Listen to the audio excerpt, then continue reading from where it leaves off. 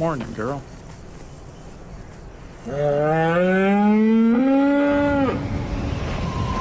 Prepare for the cold with a rugged, reliable Zippo hand warmer.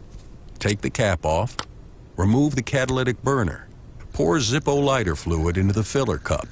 Fill to the lower line for 6 hours of warmth or the upper line for 12. Then pour into the hand warmer. Replace the burner. Apply a flame to the burner for about 3 to 5 seconds. After ignition, heat is provided by a catalytic process without flame. Put the cap back on. Slip the hand warmer into your fleece bag, and you're ready to go.